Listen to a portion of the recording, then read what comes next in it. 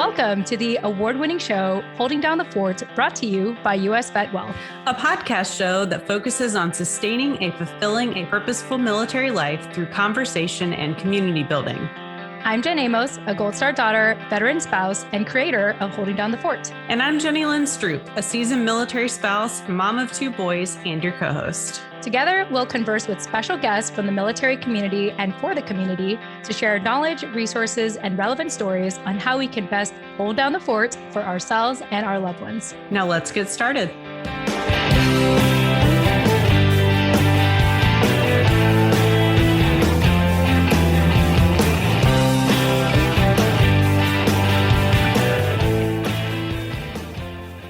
Hey everyone, welcome back to another episode of the award-winning podcast show, Holding Down the Fort. I am your creator and co-host, Jen Amos. And as always, I have my amazing co-host with me, Jenny Lynn Stroop. Jenny Lynn, welcome back. Hey, thanks for having me. So glad to be here today. Yes. And with everything that you're juggling right now outside of this, I just want to say thank you again for being here and trying to make it work. Of course, this is one of my most favorite things that I do. Yeah, absolutely. Well, we're excited as always because we get to bring on another guest on our show, a new guest this time. And so let me go ahead and introduce her here on Holding Down the Fort. We have Becky Hoy, who is a U.S. Army spouse of 10 years now and the founder of Brave Crate, which is a deployment countdown box for military spouses. And she also is the co-founder of Pillar, which is a digital retreat for deployment and countdowns.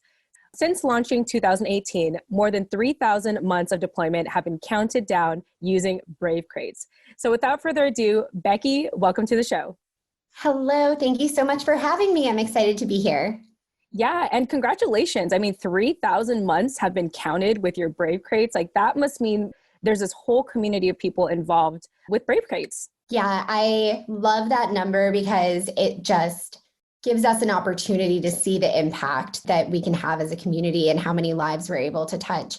So yeah, I'm excited about that too. Yeah, for sure. Well, we'll dive a little bit more into Brave Crates a little bit later, but I thought I'd start by asking you, how does holding down the fort look like for you nowadays, Becky? Give us a snapshot of your life. Sure. Yeah, absolutely.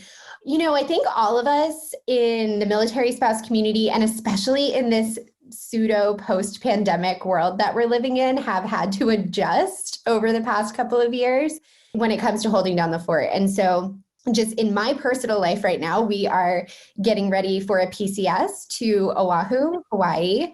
So that has been really a huge focus for us. But over the past 2 years, we have also gone through a pandemic era deployment where my partner was overseas and I was here at home and kind of holding down the fort in a very literal way. And so for me, that really has looked like being flexible and making space to adjust and allowing for things that are unexpected, both the regular things that we experience in our lives during deployments, but also things that are related to the way the world is evolving and changing, right? I used to have a very specific way that I would connect with people and connect with my community and connect with hobbies and activities. And that's all changed for all of us in a lot of ways. And it's nice that we're kind of heading into a new sense of normal, but it's not the same. And for me, it's been a lot about learning to adjust and be flexible, which, full disclosure, is not my strong suit, but I'm leaning into it. Yeah, you're sort of just embracing it. And I hear you in regards to, redefining what community means for us in today's times. Although as a military community, I think it is very, common to maintain relationships online. I think it's just sort of intensified with all of us having to stay at home for the most part. And so it's interesting because whenever I start to feel like I'm going to go insane and have cabin fever, I remind myself at least I have technology. At least I have technology. In any other time in history where there was a pandemic, they didn't have the kind of technology and the safety we have today. So I have to really remind myself of that on those days where it's gosh, I just wish I could sit in a coffee shop right now and just be alone in a crowd. But I can't do that because there's so many barriers just to show up into one of those places nowadays. So I hear you on that. And, talking about that spirit of just being flexible and, kind of challenging yourself and being okay with that. Yeah, I was thinking about that whole community piece and just how it's changed. And, for myself, we just did a cross-country PCS. And for me coming home, but living in this weird, like pseudo post-pandemic world where, I mean, I'm back in the place where I grew up and have known people my whole life. And still I can count on one hand how many of them I've seen, which is not the re-entry to home I thought I was going to get. You know, I thought I was going to like actually be in community with all of those people. And so it's definitely been a weird thing that, you know, was one more flex that I didn't think I'd have to do as military spouse. Like, you know, I flex prior to becoming a military spouse, I would not have ever used the word flexible to describe myself. Currently, it's like I'm probably slightly bendy. I don't know how much I really love like being really flexible, but yeah. Yeah.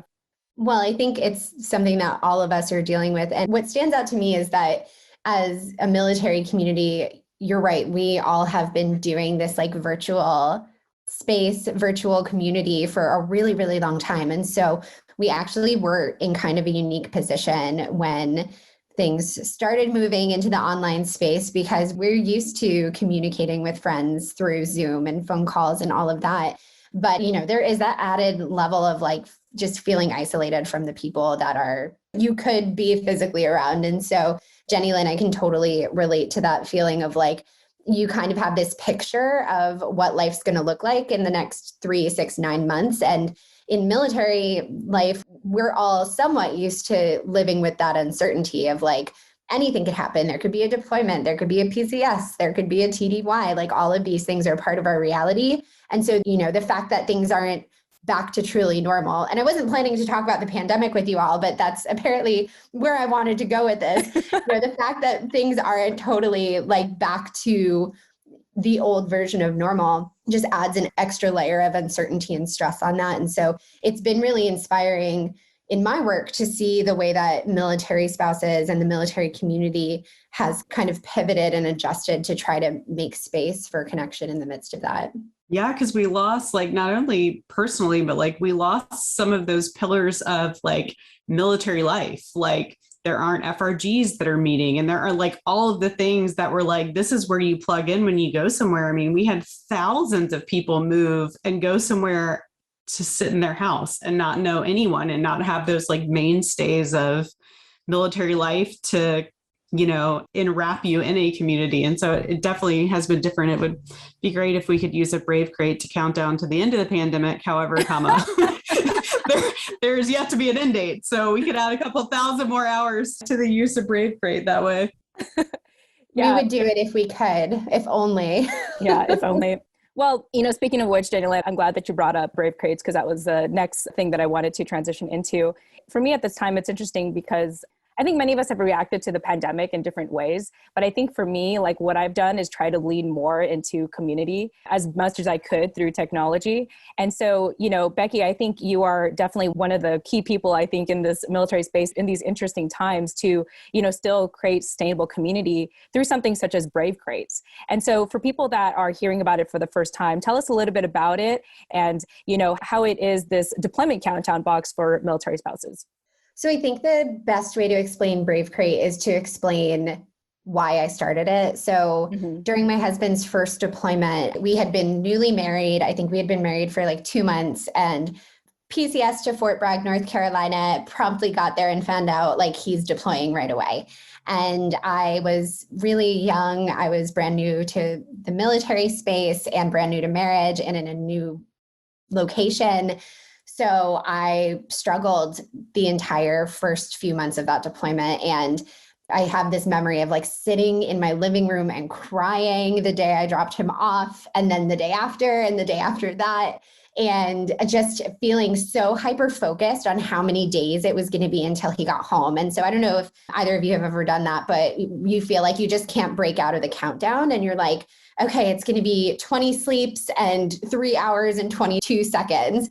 And I realized I was really like wishing away my life. Like I had this moment of clarity where I was like, Becky, you're not getting these days back. And even though Randy, my husband, is deployed, even though he's not here, you don't want to wish these days away. Like one day you're going to look back and wish you had this time and you hadn't have just wished it all into non-existence. And so I had that big shift and decided, you know what, I'm going to try to see this as an opportunity. Like deployment sucks. It does. There's no getting around that. But where could I find beauty and opportunity in the midst of it? And so I really created a structure in my life that allowed me to focus less on how many days until homecoming and shift my focus on to how I could make those days count for myself.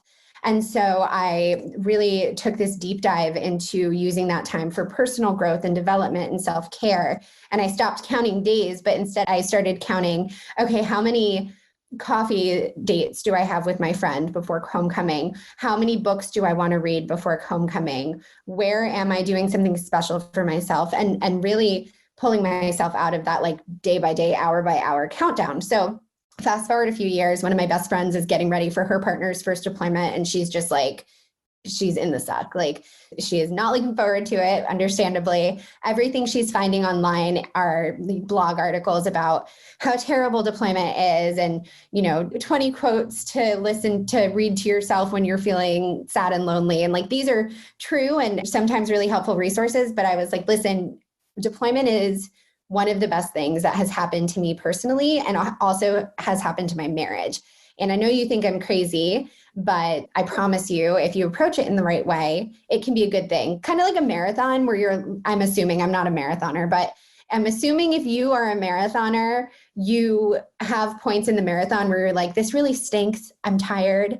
I don't enjoy this right now in the moment. But at the end, you look back and can say that was good for me. So anyway, all of that to say, I put together a care package for her that had all of the things that had inspired and encouraged and uplifted me during deployment countdown. So things like bullet journals and care package kits, so I could focus on, connecting with my partner from a distance, and self-development books and self-care items, so I could make time for rest and relaxation and snacks and treats, because who doesn't love snacks and treats? Like we all need that. She loved it. And I thought, how do we make this more widely available to people? How can we turn this into something that can really start a movement in the military spouse community of people who want to approach deployment differently and focus more on making these days count instead of just counting the days? And Brave Crate was born out of that. And the great thing is it's kind of a self-selecting community of military spouses, because you have to be in that mindset, or at least want to be in that mindset, in order to decide to sign up for a Brave Crate subscription. Like if you're not committed to trying to make the most of this time and trying to see deployment as an opportunity, you're just going to pass us by. And that, I get that it's not for everyone. But those military spouses who do choose to join us, they're able to come together. And yes, they get this wonderful care package every month that's filled with things to help inspire and encourage them during their deployment, but they also get to be in this virtual space, our members group. And we have challenges every month so that we can really lean into how we can use this as a time for self-development. There's virtual hugs flying all around the group. There's advice, there's support, there's homecoming celebrations. And that has really been the true joy for me in bringing this community together. Yeah, absolutely. I think that is incredible. I have a question, but I figured I'd go to Jenny Lynn first, and she is the most experienced with deployments in between us. So Jenny Lynn, any thoughts? Oh man, a couple. One, I was like, ooh, we have an impending deployment coming up. Like perhaps this is something I looked into for myself, because our first two deployments were so close together and we had so much other life change that had nothing to do with the deployment. I mean, I had our second son a month into our first deployment. And so, that there was no, let me think about how I'm going to take care of myself. I had a toddler and an infant. And I remember getting to like the 6-month mark, and it was a 7-month deployment, and just going, okay, I did 6. Like I did it. It should be over now. And like that last month was just horrendous, because it was like, I did this 6-month lift and now I want to be done. And it really, like that last 30 days was probably the hardest of the deployment. And then to have my husband redeploy really like just a couple months after that, kind of I don't know that we ever got out of deployment mode. I just continued to put one foot in front of the other with this baby and this toddler. You know, my kids ate a lot of chocolate. We counted down with daddy kisses, which are really Hershey kisses, just rebranded by mom to count down. And they were really like too young to even get it. And we didn't even have a jar big enough to put all of them in. So I just kept refilling it until the very end where, you know, they could see that there were like 7 left, but didn't do anything for myself other than put one foot in front of the other, taking care of my tiny people. And so I love that you have come into this space and acknowledged that, like, hey, everybody who is going through a deployment, you know, needs a little something, like a little uplift, because you can get brought down in the suck, like, of this is the worst, it's never going to end, oh my gosh, how many more days? And, you know, creating a space that instead is looking for, no, where can you have fun or do good things, or, you know, something joyful to look forward to. And that's one of the things we hear over and over again is just the surprise and delight of military spouses when they get their next box, because it kind of reframes the time, right? You're like, oh my gosh, I can't believe it's already time for the next Brave Crate. And it tricks your brain a little bit into feeling like that time is moving. And I so strongly identified with what you were saying about feeling like you got to that 6-month mark and you were like, all right, I'm done. Like, I did this. I deserve my homecoming now. And, you know, unfortunately, the military doesn't always recognize that ending when we do. So, you know, I think that's pretty universal, something that most of us have experienced.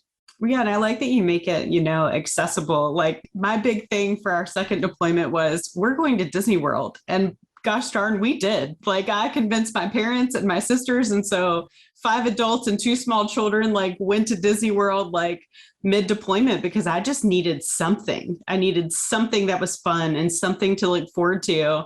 And that was the thing I counted down toward, you know, until the middle of that deployment. And then it became the countdown toward the end, which after Disney World probably made that a little more difficult. It's hard to have any more magic than Disney, but, you know, I love that what you have makes it really affordable and accessible for spouses to have that Disney World moment, like, every month. Yeah, absolutely. And looking at the packages that you have, Becky, one thing I like that you include in the boxes are tools for growth. So, you know, you include like self-development books, journals, and stationery. And I just like that, rather than focusing again on the countdown, more so, oh, I can use this time to develop myself, to, you know, expand my mind, my personal development, you know, et cetera, et cetera. Can you give us an example of, you know, one of the, let's say, self-development books that you have included in these Brave Crates in the past? So we actually included You Are a Badass Every Day by Jen Sincero. And that was such a fun experience for us because it's short, little actionable pieces of encouragement. I don't know if either of you have read the book, but it's something you can kind of just pick up and run with whenever you have time and kind of take a little piece of inspiration or a little tip for overcoming self-doubt or overcoming fear or stepping into confidence. And deployment's a season where we all experience, but we really have tackled so many different topics during our countdowns. One of my favorite is having dove into finances. Deployment, I know it's not like the sexiest topic in the world, but deployment's a time where we see financial shifts, right? We might see added expenses if we have children and need more childcare. We might see added income if our partner is receiving different types of pay for the deployment. And it can be a financial opportunity if we approach it the right way. And so we try to kind of cycle through a lot of the different areas that we can lean into during deployment. This month, we're in October. This month, we're talking about sleep, which can be a really big struggle for military spouses during deployment. And so our entire Brave Crate for the month of October was really themed about learning to rest and getting into a good rest habit and rest pattern. We don't always include a book, but we always tackle the subject in detail during our challenge weekends, which is a 3-day online challenge where members can jump in and jump out and have conversation that's kind of like guided through prompts about the topic that month and share advice, share struggles and challenges. And so that's so much fun being able to kind of dig into this and see our military spouse members walk away with like even one key takeaway from the month. Like if you learn one thing about yourself in the month, like, hey, I sleep a lot better when I read instead of watching Netflix, or hey, I am going to feel more peace if I have a budget. Like if you learn that in 1 month during deployment, that is going to carry with you through homecoming and have an impact on your life beyond that season. And that's really like, that's the secret sauce. And the goal is that we show up at homecoming as the best, most resilient version of ourselves. And that instead of breaking us down, this season of deployment actually builds us up more and more every time we go through it.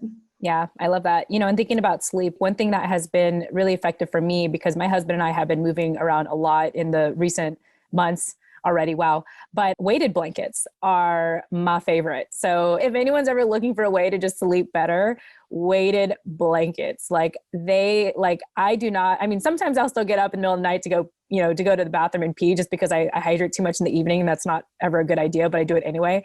But other than that, it really just helps me go to sleep. So I recommend that to anyone, especially if you're, not that I'm getting paid to talk about weighted blankets, but it's just been my favorite, that is my new favorite blankie as an adult, is a weighted blanket. Jenny Lynn, I'm curious if you have any sleeping tips that have worked for you. I totally have a weighted blanket on my bed. In fact, I went and bought a king size one that has 2 different weights because Matthew and I had tried sleeping each with one, but they kept getting all weird. And so I bought one and one side is heavier for him and one side is lighter for me. Right now I'm sleeping right in the middle because he's gone. So I get all of the weight, which is lovely. So no, I'm a big proponent of weighted blankets. I do a lot. Actually, my nighttime routine is probably one of the things I am most strict about because I understand the importance of rest, especially in this season where I work full time. I do things like a podcast. I have 2 children playing sports and my husband's out to sea, and the screen goes off. I read a book. I, put something calming in the diffuser. I make sure that I have at least 30 minutes of I'm going to read a book on pages, like one you hold in your hand, and off of a screen before I go to bed, because it really does set the tone for the evening. I also have a really fancy alarm clock that I also am not getting paid to talk about, but will totally tell you guys about because it's the best. It's called a Hatch and it looks like a little dome and you can set it to I have mine set so it gives me 30 minutes of extra reading light because I'm of the age where I need that. Yay. And then it automatically turns off and then a meditation comes on. Ooh. And you can select your different meditations or you can select calming music. And then that plays for however long you set it for. And then it rolls over into white noise. And so mine sounds like a fan. And then in the morning, it wakes you up with a gradual sunrise. So it's not this blaring that I can't do that makes my anxiety go way too high. So it's this gradual sunrise.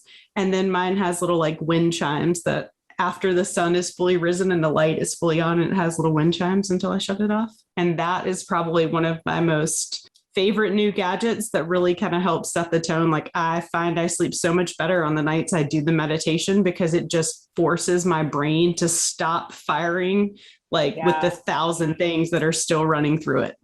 That sounds like an amazing alarm clock you got there.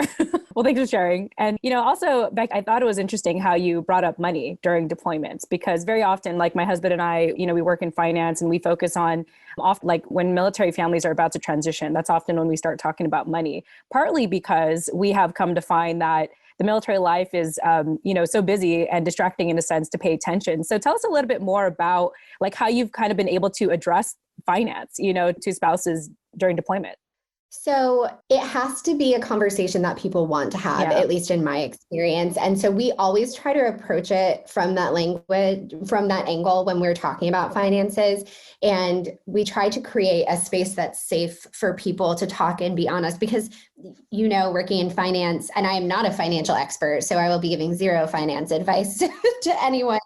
But it's important, I think, that we normalize the conversation around finances, and military families have such unique financial situations because our income changes based on the location we're living or our partner's current assignment. And so I think it's really important that we open up space to talk about that and be honest about it. But it can also be something that a lot of us are raised to have a lot of shame around, right? So whether it's not making enough money or feeling like you have too much debt or feeling like you don't have a great plan and you're not budgeting, what we try to do is just create a place where people can start to have those conversations. Whenever we're doing something that is related to finance, I like to bring in someone who is an expert in it and give really actionable advice.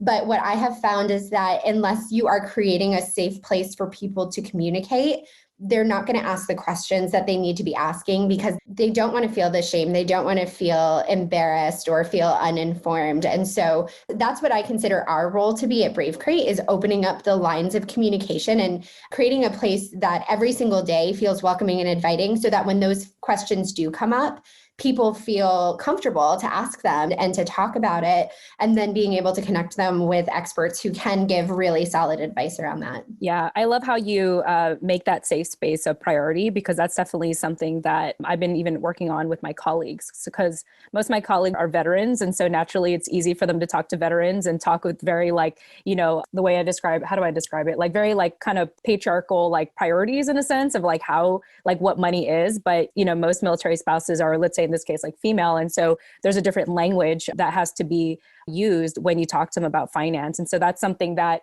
I've been thinking a lot of. And the key thing that I have found to be at least my value with our team is that empathy part. This is not just about how much money can I grow quickly. It's how can I understand my finances in a way where I feel stable and secure, that I can do the day-to-days without feeling I'm going to go heavy into debt or anything. And so it's been really interesting to find that balance in that language. And I appreciate that, you are one of those people, even though you don't have the background of being a financial advisor, that the important thing is to make people feel safe first to even talk about it. Because otherwise it is intimidating to talk about, a lot of times it's shameful and it's intimidating, to talk about finance. And then if you're talking about it with people who don't maybe have that level of empathy or understanding of your situation and just talk about the numbers, it's kind of it's a big turnoff, right? And Jenny Lynn is nodding, so I figured I'd get your thoughts on this. I mean, I think it's one of the, you talked about empathy and understanding. I think what a lot of people don't realize in taking on the role of military spouse is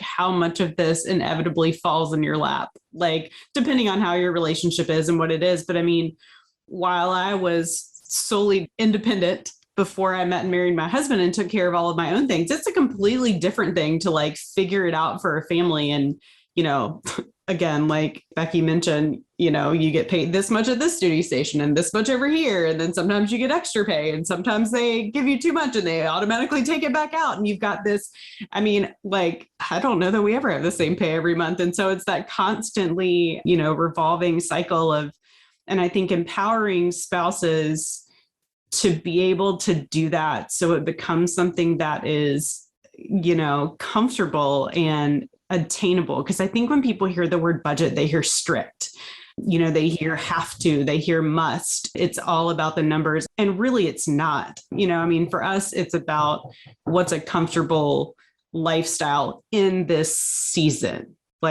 We lived very differently during deployment because, my husband was making hazardous duty pay and this, that, and the other. And we needed fun things to look forward to, like Disney World, versus, the day-to-day today where my kids go to school every day and they play baseball. And there's such different things in different seasons. I think empowering people to realize that and then do that for their own family betterment is really awesome. And what I've really heard throughout this conversation is how much Brave Crates and this program is not only about community, but it's about growth within the community, which, Becky, you're talking to two people who literally say the word community 59 times an episode because it is our most favorite thing. And so, to not only inspire people to grow, but to grow with other people, that's awesome. I did a budget by myself and I hated it.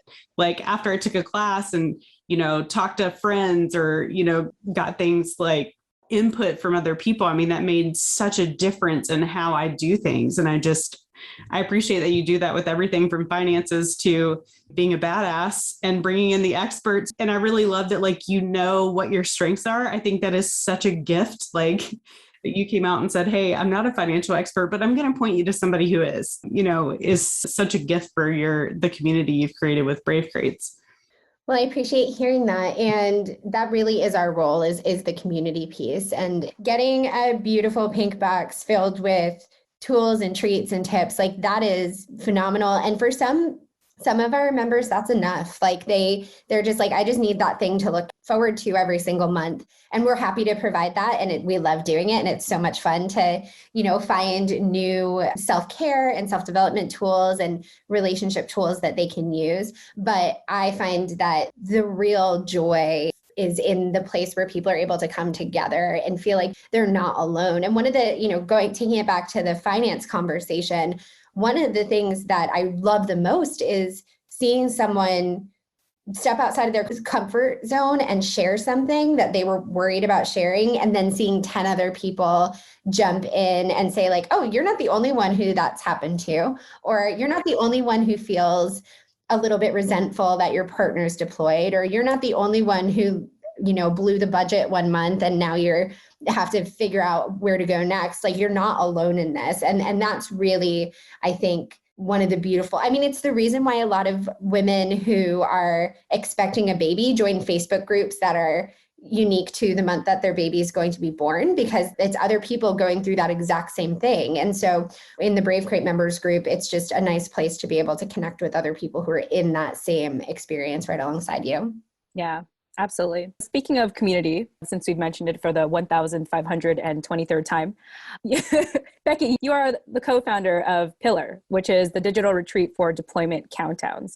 So every year in November, you hold this digital retreat. Tell us about this and how you continue to practice community in this digital space, such as Pillar. Sure. So 2 years ago, I reached out to one of my closest friends, Joanna Golden Knoll, who is the creator of the Joe My Gosh blog, which is one of the longest running and most visited military lifestyle blogs out there. And I said, hey, I'm noticing in my work at Brave Crate that a lot of our members are coming in and they're shocked to find all of the resources that we're sharing, things like podcasts like yours and blogs, and all of these people who have written books about deployment and military life. And they're so grateful to be connected with all of this. But some of them have been in the military community for like 6, 7, 8+ years, and they haven't found these resources on their own. What would it look like if we brought all of those resources together in one space for 3 days, and if it was online so anyone could attend? And what if it was totally free?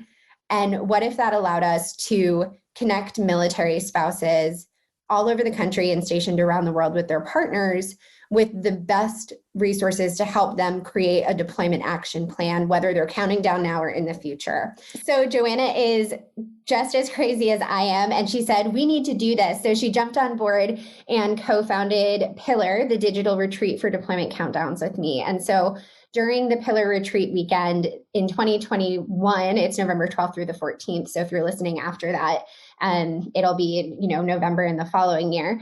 But over the 3 days, we welcome more than 25 military spouse and lifestyle experts to share really actionable tips through workshops on how to navigate deployment. Everything from saving on care packages to, this year, we're having a candid conversation with a military mom and a military spouse about navigating the relationship with your in-laws, which, oh my gosh, hot topic we need to talk about more.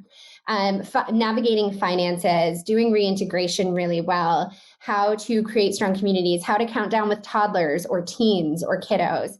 And we just bring all of this together over 3 days, along with really awesome giveaways and community live conversations and tip sharing. And by the end of the retreat, military spouses who attend are able to have this tangible deployment action plan where they know, okay, these are the steps I'm going to take to thrive in this deployment season. And also, here are the people who really resonated with me. And so if there's, a speaker or a presenter that you loved, last year we welcomed Dr. Gary Chapman. So I know the 5 Love Languages book was a big part of a lot of the spouses who attended their action plan for the year ahead.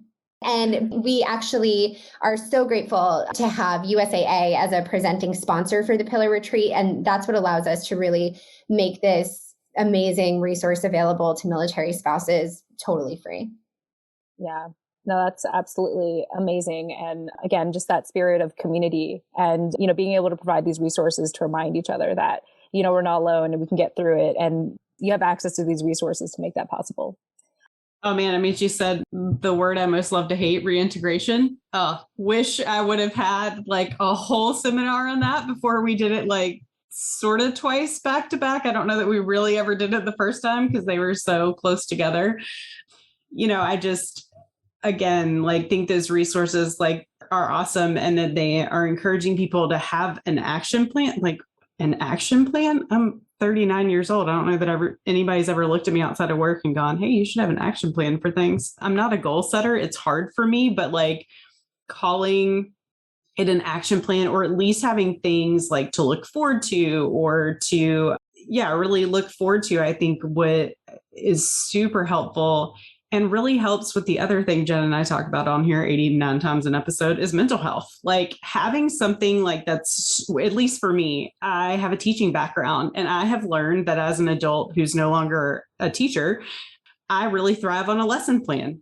I need to set my work day up in this like not teacher space, like a lesson plan. Otherwise, my brain has a really hard time with trying to figure out what goes where and how to do it. And so to think that like, you can do that for a deployment, I think just really sets you up mentally and emotionally, like in such a better place because you have these like pillars, for lack of a better word, and touch points that really help you thrive and not treat it as this like dreaded, oh my gosh, we have so many more days. But that more to your point from the beginning of the show, like that, oh, wow, I have this many more days to do XYZ or to accomplish XYZ or to rest for, I mean, let's be honest, you don't have 89 uniforms you're washing a day. So, you rest a little more.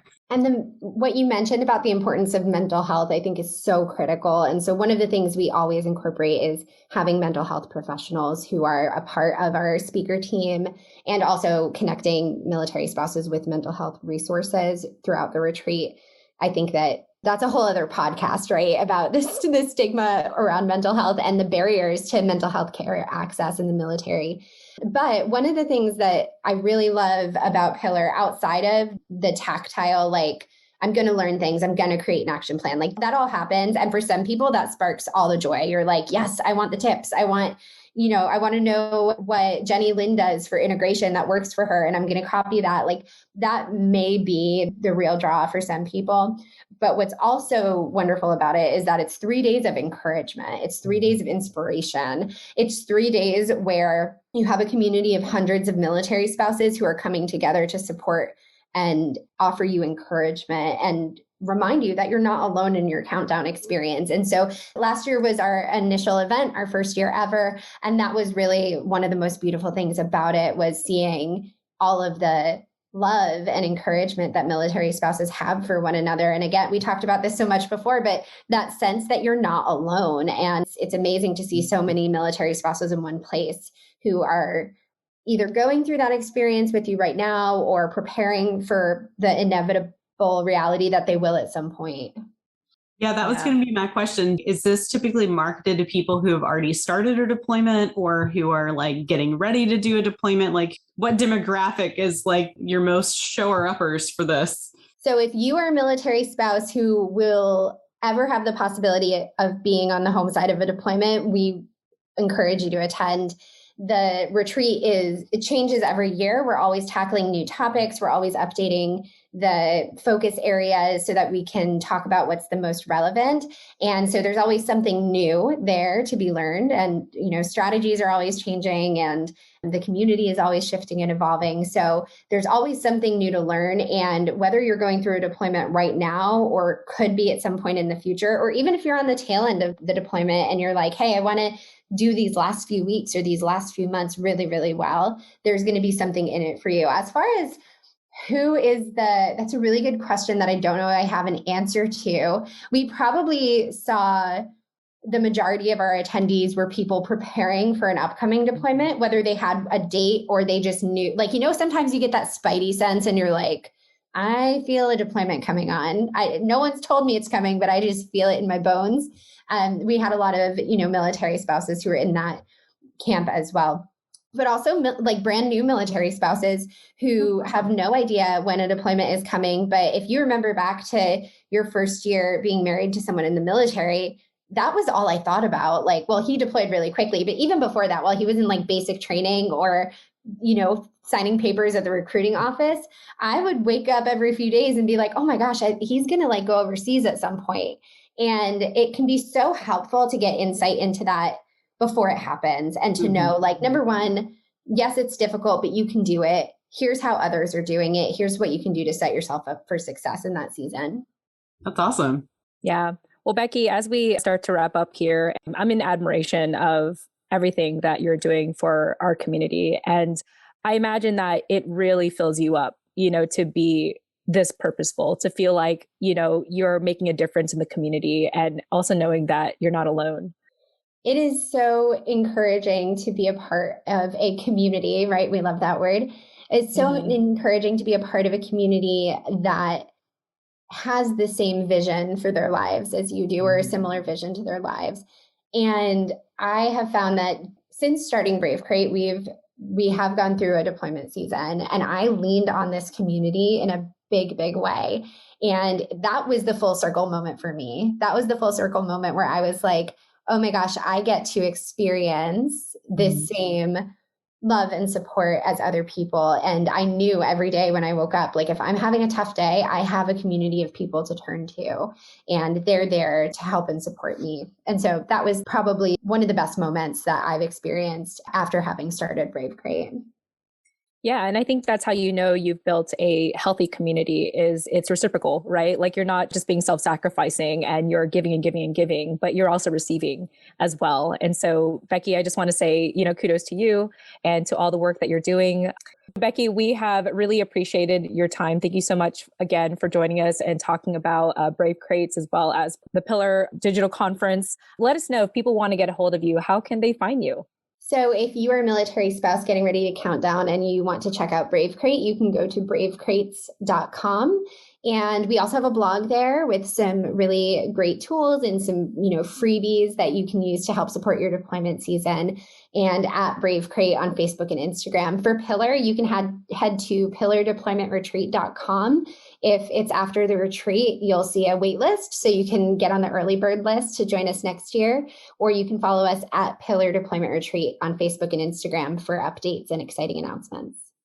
Awesome. Fantastic. Well, we'll definitely be continuing to follow your journey, Becky, and all the amazing work that you're doing with Brave Crates, as well as the Pillar Deployment Retreat.